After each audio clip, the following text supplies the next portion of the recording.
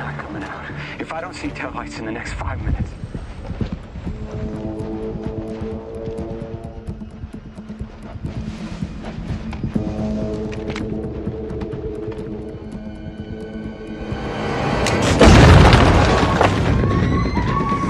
FBI, show me your hands! Come here, come with me. Put your son down and step away.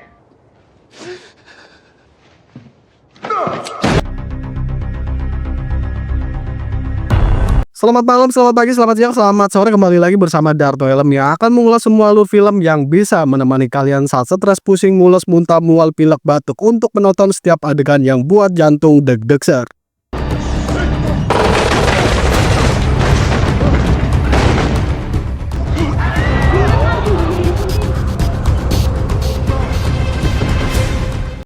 Film ini nyeritain tentang William Sawyer, mantan pemimpin tim penyelamat FBI. Sekarang kerjaannya bukan lagi nangkep penjahat, tapi nyelamatin keluarga.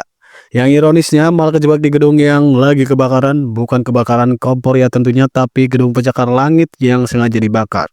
Penjahatnya mungkin pengen viral, tapi caranya agak ekstrim.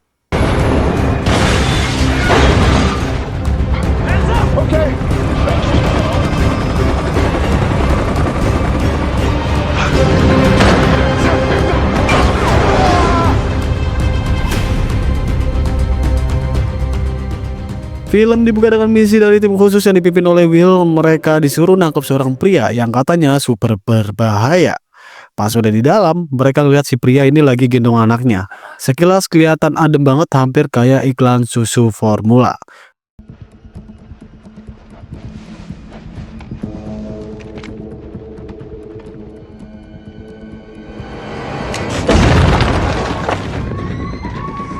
FBI, show me your hands! Come here, come with me. Tapi ternyata setelah raknya diturunin langsung kelihatan kalau si pria membawa bom di badannya. Meskipun gagal total, ledakan terjadi dan Will terluka cukup parah. I didn't want it to end like this. Put your son down and step away.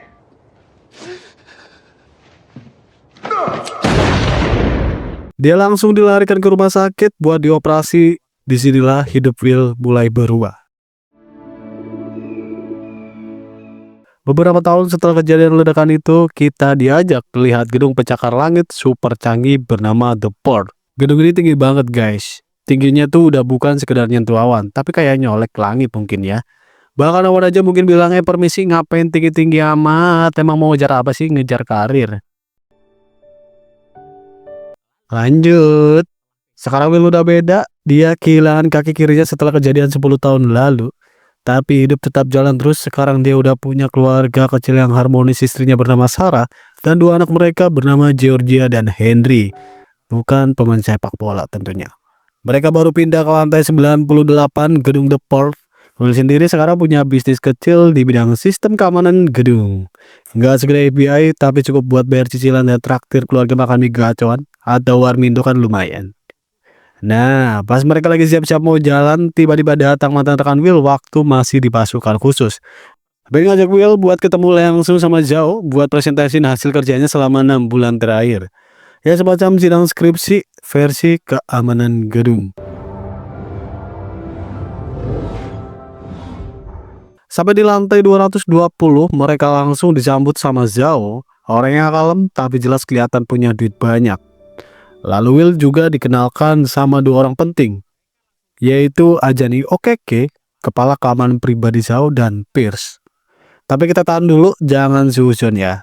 Setelah sampai di kantor Zhao, Will mulai presentasiin sistem keamanan yang udah dia rancang buat gedung The Port ini. Dan ya, sistemnya gak main-main, bukan cuma alarm yang bunyi teng-teng-teng kayak bel pulang sekolah, tapi udah pakai ventilasi tertutup dan penyemprotan karbon dioksida super kuat. Jadi kalau ada kebakaran bukan cuma api yang panik, asapnya juga langsung diajak pindah tempat. Zhao pun kelihatan puas banget, sampai dia kasih Will sebuah tablet khusus, tapi bukan tablet buat nonton YouTube atau main game ya. Ini alat kontrol penuh buat sistem keamanan gedung. Canggih banget, tablet ini langsung scan wajah Will dan boom. Sekarang cuma dia satu-satunya orang yang punya akses penuh.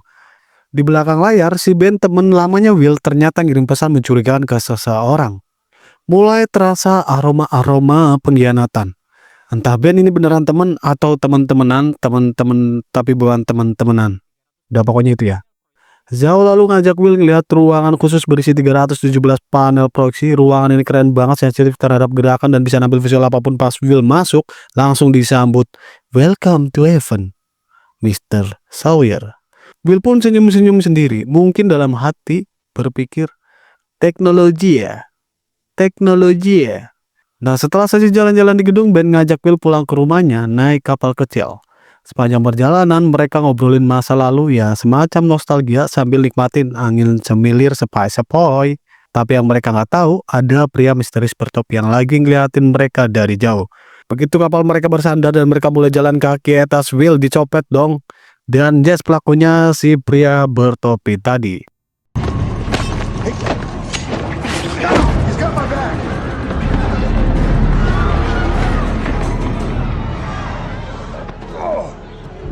Sementara itu di dalam gedung The Park, kita lihat seorang pegawai lagi mantau kondisi gedung kayak biasa, tapi tiba-tiba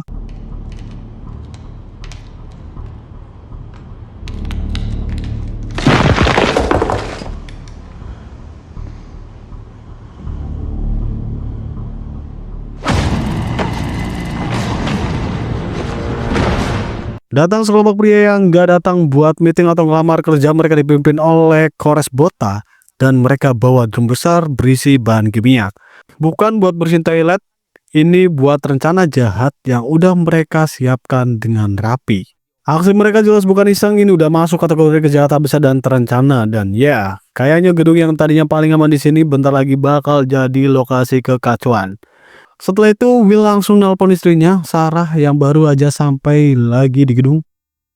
Di tempat lain, Sarah mulai merasa ada yang aneh. Dia ngelihat beberapa pria asing dan yes, itu si Bota dan anak buahnya. Baru aja naik ke lantai tempat dia tinggal. Bota ngaku-ngaku sebagai teknisi telepon, tapi Sarah kayaknya udah nonton cukup banyak film buat tahu. Teknisi kok bawa tas segede koper mudik. Setelah obrolan singkat, Bota pun pergi, tapi tatapan Sarah penuh tanda tanya, tanda seru, ya wajar. Yang datang ngaku teknisi tapi auranya kayak bos final The Game Survival. Balik lagi ke Will yang niatnya mau pulang, malah ditodong pistol sama Ben. Give me the tablet, Wells.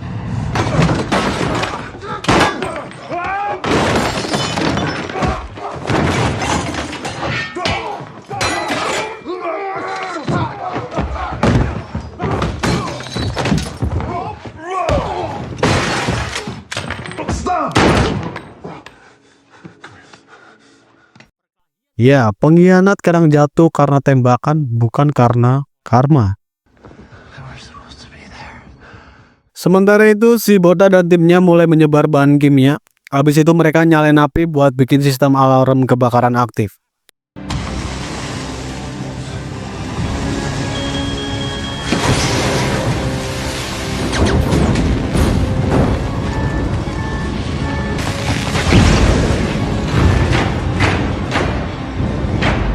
Lokasinya lantai 96 yang artinya cuma 2 lantai di bawah tempat Sarah dan anak-anaknya lagi tinggal.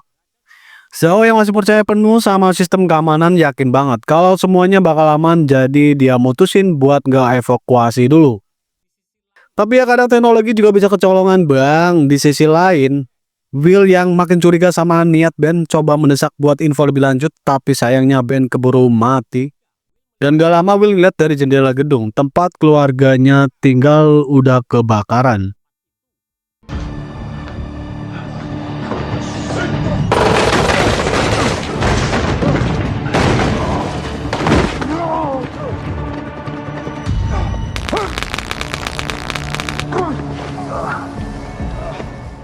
Baru aja jatuh belum sempat narik napas, datang seorang wanita misterius yang langsung nyetrum Will. Namanya Kia, tapi bukan mobil. Ternyata Kia juga ngincer tablet Will, tapi sebelum sempat ngapa-ngapain lagi, polisi datang.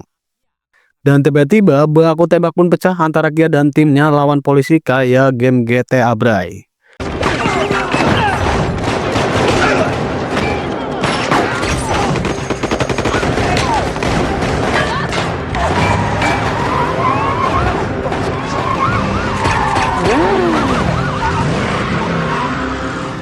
Masalahnya, Will malah dikira polisi sebagai bagian dari kelompok penjahat. Ya udah, daripada dijelasin panjang lebar dan malah ditangkap, Will langsung ambil motor polisi langsung kasih ke polisi juga buat menyelamatin keluarganya.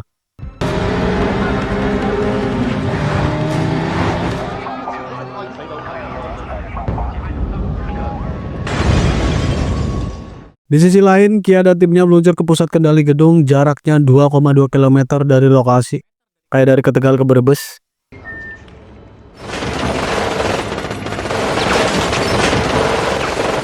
Mereka punya rencana besar dan makin dikit waktu buat Will. Sementara itu, Zhao akhirnya tahu kalau keluarga Will masih ada di lantai 98. Dia langsung nyuruh anak buahnya buat bawa mereka ke ruangan yang aman. Will yang sudah sampai dekat gedung pun berhasil video call Sarah. Dia mulai ngarahin Sarah lewat panggilan buat bantu keluarganya nyelamatin diri. Jadi kayak Google Map tapi versi suami heroik.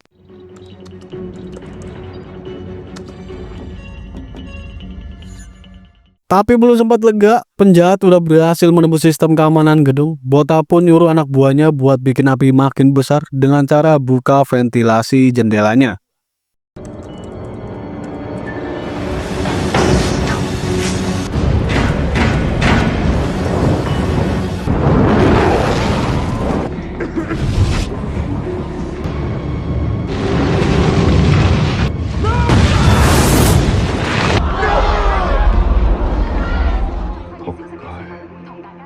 Ledakan besar tinggal tunggu waktu. Saat itu juga, berita tentang kejadian The Pearl langsung viral, tenar. Semua media langsung memberitakan bahwa Will jadi tersangka utama.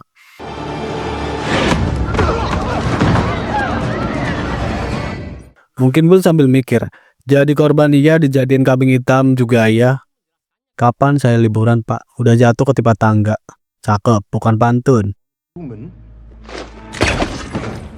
Sementara itu di ruang kendali gedung, si peretas yang udah berhasil nembus sistem keamanan ngasih laporan ke Kia. Tapi sayangnya, si hacker ini terlalu jujur. Dan Kia yang udah makin licik langsung ngehabisin dia di tempat. Alasannya, kamu terlalu tempe banyak. Tahu maksudnya. Ya, lain kali belajar jaga rahasia ya bro. Balik lagi ke Zhao, dia akhirnya sadar ini udah bukan aman-aman aja.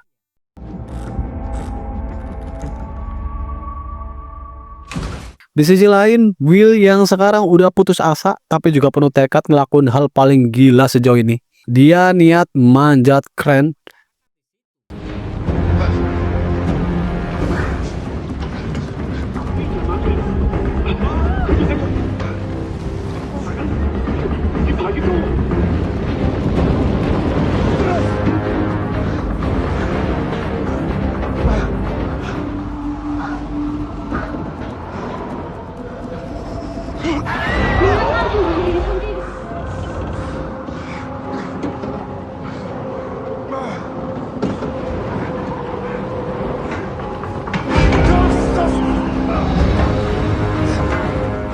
Dan kejadian itu langsung disiarkan live di TV nasional termasuk YouTube, termasuk TikTok dan macam lainnya ya. Setelah sampai di ruang kendali kren, Will langsung ambil alih. Dia gerakin lengan kren buat diarahin ke gedung The Pearl. Ya, rencananya kren ini bakal jadi jembatan maut yang kalau salah langkah dikit ya jatuhnya bukan ke selewat tapi langsung masuk ke berita utama, langsung bertemu Tuhan. Sementara itu, polisi yang ngejar Will ternyata naik lift, tapi Will udah pintar, dia kunci lift itu pakai rantai.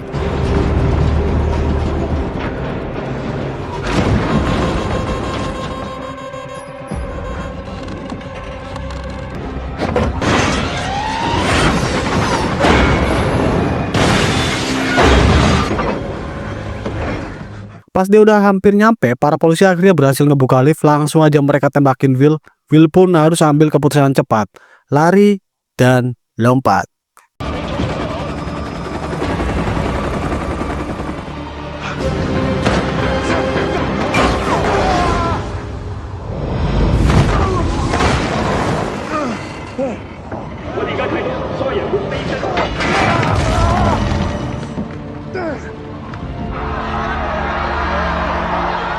Sarah dan anak-anaknya sekarang kejebak di tengah kobaran api, tepatnya di taman air terjun gedung The Pearl. Yang tadinya tempat healing sekarang malah menjadi tempat pushing. Pusing, pusing, pusing, pusing. Sementara itu Zhao udah bersiap naik helikopter buat evakuasi, tapi pas udah mau naik, aja nih kepala keamanannya langsung curiga. Dia bilang, itu pilot siapa ya?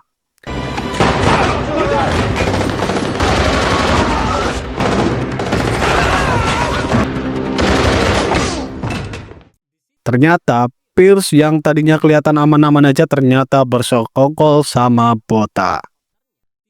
Begitu Bota berusaha bawa Zhao kabur, Ajani langsung nembakin pilotnya dan boom.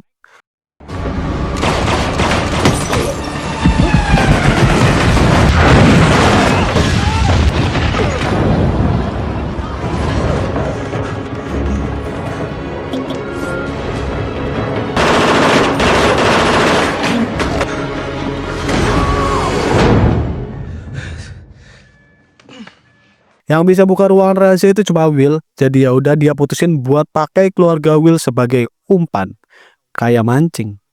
Sementara itu Will juga lagi menderita, dia ketusuk besi di dada tapi masih sempat-sempatnya meluruskan kaki besinya dulu sebelum lanjut.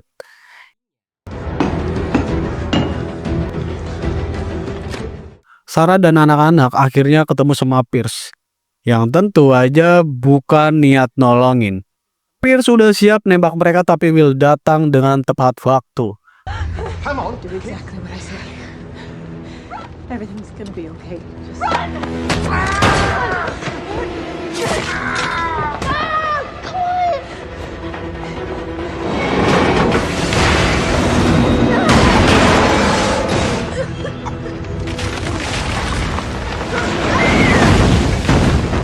Lawan pun terjadi dan mereka sekarang harus menyelamatin Henry yang terjebak di seberang jembatan kecil.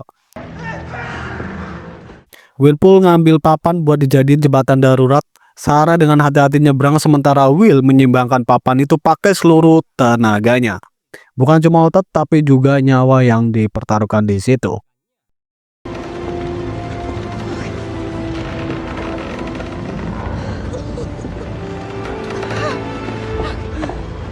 Okay, come back, hurry! As soon as you can. Okay, I'm almost there.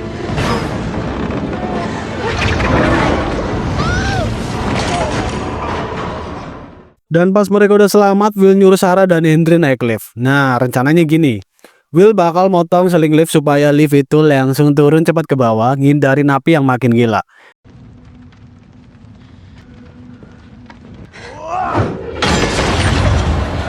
Tapi sebelum itu dia bilang, tarik rem manual di hitungan ke-5. 1, 2, 3, 4, 5.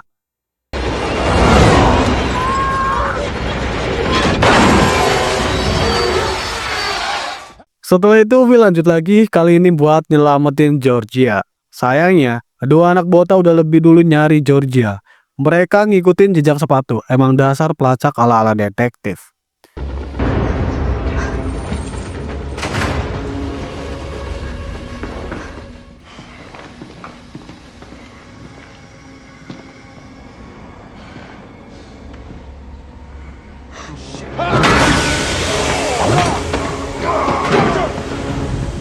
That's the man I was looking for. Sementara itu, api makin menggila dan mulai naik ke lantai atas.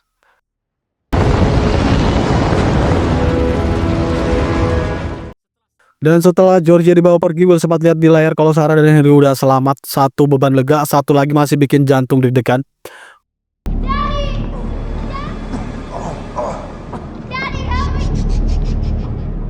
Will lalu melihat ada kabel yang terhubung ke sistem keamanan ruangan rahasia itu dan posisinya ada di belakang turbin gedung. Gila, ini kayak misi Impossible tapi versi ayah rumah tangga super nekat. Di sisi lain, Sarah dibawa buat ketemu Inspektur Bu. Di sana akhirnya terungkap bahwa si Bota ini bukan penjahat ecek-ecek. Dia mantan militer kelas berat dengan daftar dosa yang panjang banget. Dan yang lebih gila, ternyata tas besar berlogo Sirin yang mereka bawa adalah parasut.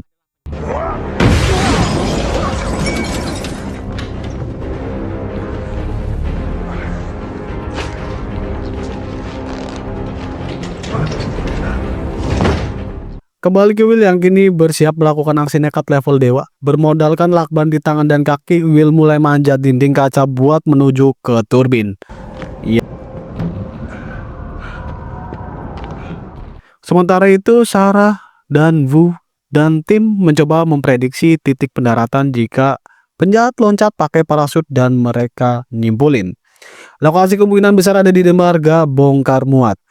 Dan saat itu juga aksi Will yang panjat kaca bermodalkan laban langsung disiarkan di TV dan jadi viral. Jadi tontonan warga. Come on, baby, come on.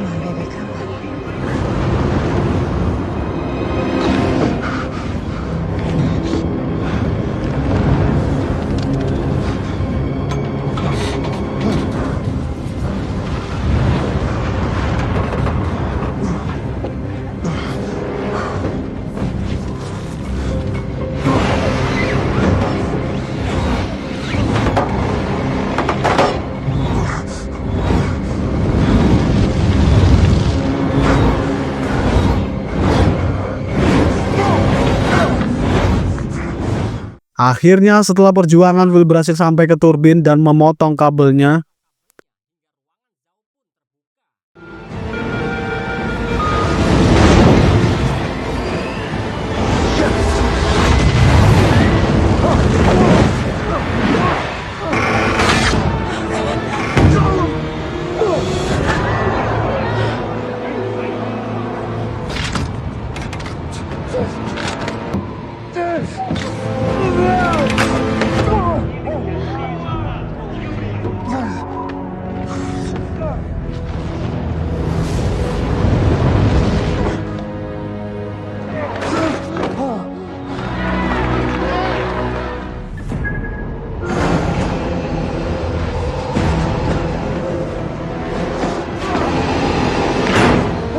Ruangan Raja Zhao berhasil terbuka. Baru aja ruangan pribadi Zhao berhasil dibuka, pintunya tiba-tiba nutup lagi. Will langsung refleks tahan pakai kaki besinya. Ya, ini baru namanya kaki palsu rasa titanium sob. Begitu masuk ke dalam, Zhao malah dinodongin pistol ke punggung Will. Tapi tenang, ini bukan pengkhianatan, ini cuma bagian dari plan. Plot twist kecil buat bikin Bota pusing. Di sini akhirnya semua kejahatan Bota dibongkar. Ternyata Bota ini bukan sekedar penjahat dadakan, tapi raksasa kriminal yang udah gabung sama 3 sindikat kelas paus ya. Paus bukan Zeus, paus. Beneran di laut, tapi ini paus versi dunia kejahatan. Dia minta uang ke Zhao, tapi Zhao nggak tinggal diam. Dia udah nyusun strategi jauh-jauh hari. Zhao meretas sistem waktu transfer uang, ngelacak bank yang dipakai, dan bukti semuanya disimpan di flash disk kayak polis asuransi digital. Satu klik langsung jeblosin semua ke penjara. Dan itulah alasan sebenarnya kenapa Bota membakar gedung buat ngapus jejak, buktiin siapa bos, dan cari flash disk itu. Will dan Zhao sekarang udah kompak. Mereka lalu naik ke atap gedung dan pura-pura Will nyandra Zhao. Pas ketemu Bota, Zhao tiba-tiba ngelepas diri dan nodongin senjata ke Will. Dramatis banget pokoknya Maya.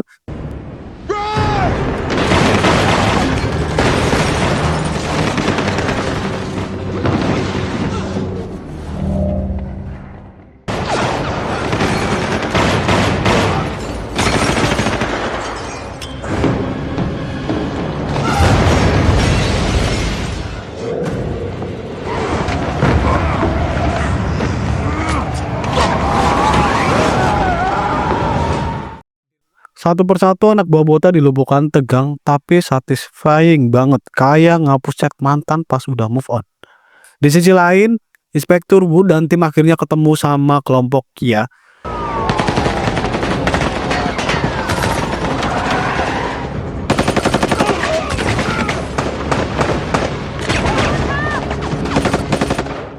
Sarah yang lagi di dalam mobil tiba-tiba sadar Kia ada di sebelahnya siap nembak. Mata mereka saling tatap. Kalau ini sinetron mungkin ada slow motionnya dan backsoundnya. Ini kah cinta, ini kah cinta.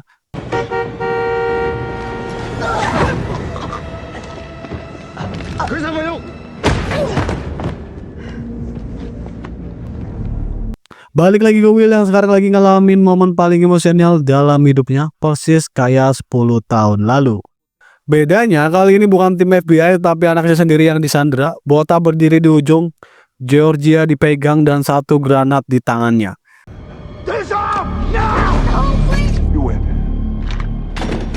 Tapi Will gak kehabisan akal, dia lihat posisi Planet Sherman yang ada di belakang botak. Dengan strategi cerdas dan sedikit keberanian gila,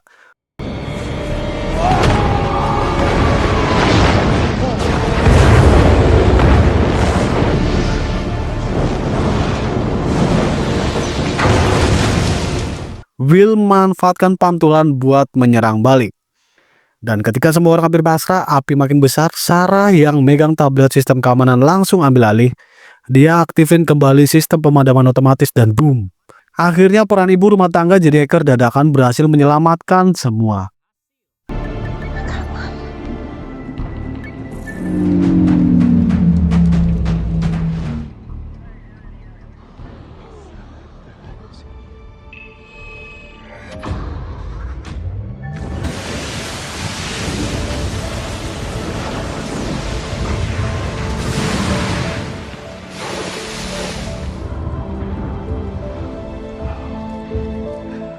Beberapa saat kemudian helikopter penyelamat datang. Will, Georgia, dan Zhao berhasil selamat dan diterbangkan ke tempat yang aman.